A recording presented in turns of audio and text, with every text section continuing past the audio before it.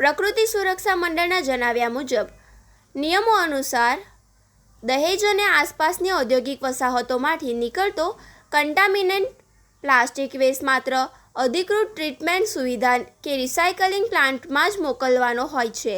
જોકે આ કિસ્સામાં વાહન સાથે રહેલા દસ્તાવેજોમાં માલનો ઉલ્લેખ કોઈ અધિકૃત પેકેજિંગ રિસાયકલિંગ એકમના નામ દર્શાવવામાં આવ્યો ન હતો, પરંતુ વાસ્તવમાં આ વેસ્ટ બંગાળના ગોડાઉનમાં પહોંચાડવામાં આવી રહ્યો હતો. આ પ્રકારની મોડ્સ ઓપરેન્ડીનો ઉપયોગ કરીને વેસ્ટનું ગેરરીતિપૂર્વક પરિવહન થતું હોવાની આશંકા સાથે સમગ્ર વ્યવહારની નિષ્પક્ષ તપાસ કરવાની માંગ ઉઠી છે. ઔદ્યોગિક વેસ્ટને બંગાળના ગોડાઉનમાં લાવ્યા બાદ ત્યાં બિનઅધિકૃત રીતે તેનું સફાઈ અને ધોવાણ કરવામાં આવે છે. આ ધોવાણથી કેમિકલયુક્ત પ્રદૂષિત પાણી નજીકની ખાડીઓમાં કોઈપણ જાતની ટ્રીટમેન્ટ વિના છોડી દેવામાં આવે છે, તેમજ કેટલાક કિસ્સાઓમાં નકામા પ્લાસ્ટિકને ખુલ્લામાં સળગાવી દેવાય છે.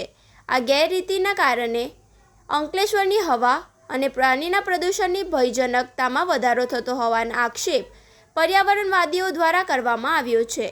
પ્રકૃતિ સુરક્ષા મંડળે યાદ અપાવ્યું હતું કે અગાઉ આમલાખાડીમાં પ્રદૂષિત પાણી છોડવાની ફરિયાદની તપાસ દરમિયાન આજ નોબલ માર્કેટ વિસ્તારમાં ગોડાઉન સાથે સંબંધિત મુદ્દો સામે આવ્યો હતો, ત્યારે જીપીસીબી દ્વારા કાર્યવાહી પણ કરવામાં આવી હતી. તેમ છતાં ફરીથી આ પ્રકારની પ્રવૃત્તિ ધમધમતી થતાં અગાઉની તંત્રની કાર્યવાહી કેટલી અસરકારક રહી તે સામે મોટા પ્રશ્નચિહ્નો ઊભા થયા છે.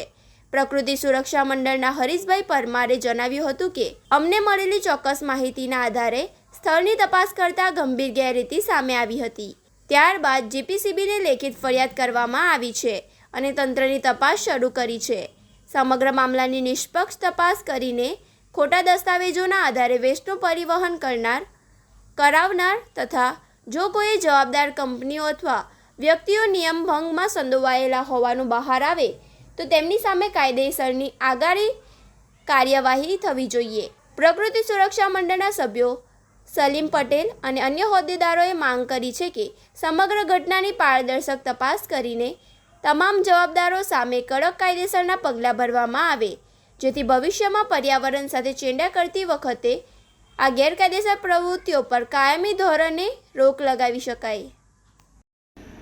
ગઈકાલે અમને માહિતી મળી હતી કે બહારથી આવતો કેમિકલ વેસ્ટ અહીંયાના ગોડાઉનમાં બંગાળના ગોડાઉનમાં ખાલી થાય છે અને એ બાબતની વોચ રાખતા અમે જણાવ્યું હતું કે આ નોબલ માર્કેટમાં એક દહેજથી આવેલો ટેમ્પો ઊભો છે અને એ અહીંયા ઠાલવવાની ફિરાકમાં છે. અમે એને પૂછપરછ કરતાં એના દસ્તાવેજ જોતાં એણે અંકલેશ્વરની કોઈક કંપનીનું ઉતારવાનું બતાવ્યું હતું અને મોકલનાર દહેજની કંપની હતી. આ બાબતમાં અમે પછી જીપીસીબીને ફોન કરી માહિતી આપી હતી કે સાહેબ આમાં આ શંકાસ્પદ પ્રવૃત્તિઓ છે અને બહારથી ઠાલવી અહીંયા આ લોકો બેગો ધોએ છે, સળગાવે છે, જેના લીધે અહીંના પર્યાવરણને ગંભીર અસર પડે છે.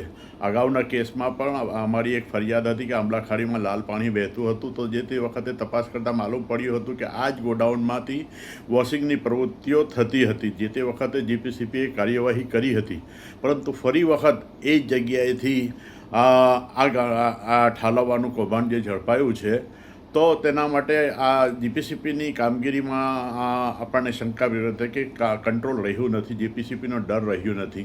તેથી અમે ફરીથી માંગ કરીએ છીએ કે આવા ખોટા દસ્તાવેજો બનાવી જે બીજી વસાહતોમાંથી અંકલેશ્વર વસાહતની આસપાસના ગોડાઉનમાં જે ઠાલવી રહ્યા છે એની જરૂરી તપાસ કરી એના પર સખ્ત કાર્યવાહી થવી જોઈએ.